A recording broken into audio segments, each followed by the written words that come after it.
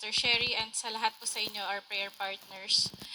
Ako po si Sister Joyce Belhica Anog, ang sister wife ni Brother Eric Anog. It's such a huge privilege po na ako po yung nakatayo ngayon dito sa inyong harapan. And it's my first time po na magpatotoo. 12 years po kaming OFW sa bansang Singapore at 8 years po kaming nag-serve sa gawain ni El Shaddai sa Singapore. Year 2011 po, nung aking brother husband ay tinawag sa gawain ni El Shaddai, but it took him more than 1 year po bago po ako paakay sa gawain. Marami po akong dahilan, very busy sa work, or sadyang ayaw ko lang po. During that time, bata pa po kami, single pa kami, hindi pa kami mag-asawa. Very driven po ako sa aking career. But then, one day, sabi niya sa akin, sama daw ako sa Sunday gawain. So pinagbigyan ko po siya, sumama po ako. Pero doon po sa gawain, nagulat ako kasi hindi po talaga ako charismatic. And nagulat ako na, ay dito ganito pala sila mag-worship. At I feel very weird na, ay ganito pala yon sa El Shaddai. At the whole time I was parang naiinis, tas sabi ko sa Rico, bakit mo ba ako sinama-sama pa dito? Para ganun. And then, pagpasok po nung that time ang aming DIC, si Brother Rafa de los Reyes, nung pong kinanta ang purihin, na-touch po ako. At alam ko na may na-touch din po sa aking spiritual na heart at sa aking spiritual na buhay. But then again, hindi pa rin po ako nagpatuloy. Hindi pa rin ako sumasama kay Brother Eric. At then one day, nagkaroon po ako ng desire na pumunta ng Amerika para magbakasyon. Sabi ko kay Brother Eric, sige nga, kung totoong may answered prayer sa El Shaddai, isulat mo nga sa prayer request na ma-approve ang aking US visa. Sabi niya sa akin, ikaw magsulat, isulat mo sa prayer request. So ginawa ko, sinulat ko po. Praise the Lord. Itaas mo, ipag-pray mo, kasama yung mga passport at document ko. Sa madaling salita, to cut the story short, na-approve po ang aking US visa, 10 years multiple entry, not knowing po na yun pala ay makakapunta ako ng free dahil pinadala po ako ng aking company to represent the company. Libreng airfare, accommodation, at may shopping pa po. Na-answered prayer po ako, di ba? Pero hindi pa rin ako nagtuloy-tuloy sa gawain.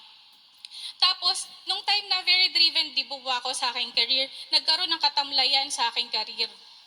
Siguro yun na yung talagang way ni Lord na sabi niya, tama na yung trabaho, it's time na magbigay ka naman ng oras para sa akin. So, sumama po ako kay Brother Eric sa Wednesday at sa Wednesday gawain at Sunday gawain.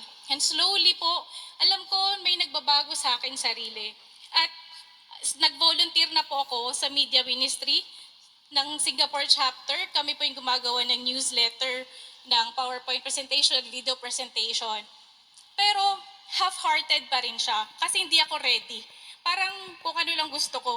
Nagvo-volunteer ako, yes, pero it's not with all my obedience, sabi nga po. Kasi hindi ko kaya sundin lahat ng dapat ang gawin ng isang worker. Pero one day, sa kaka-attend po, nag-desire ako, sabi ko, ready na ako mag-fill up ng membership form ng gawain at ako po ay magre-respond na sa calling Lord maging worker. Sa desire na yun po, maniwala kayo sa hindi. Nung buwan na yun, nabigyan po ako ng times 3 month na bonus sa company ko.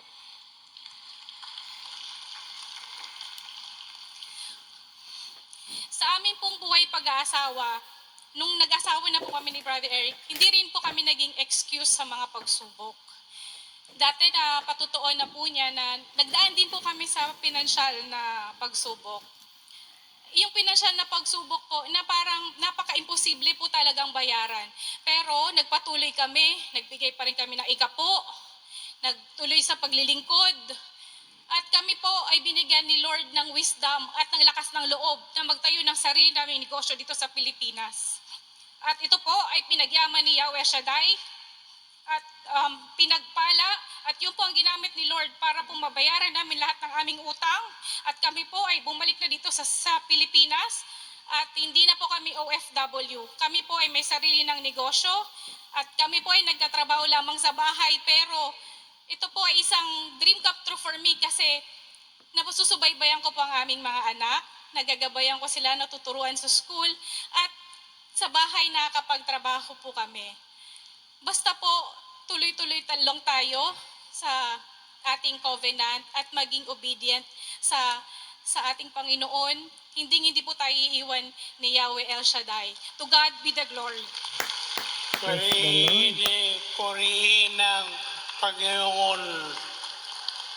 Ego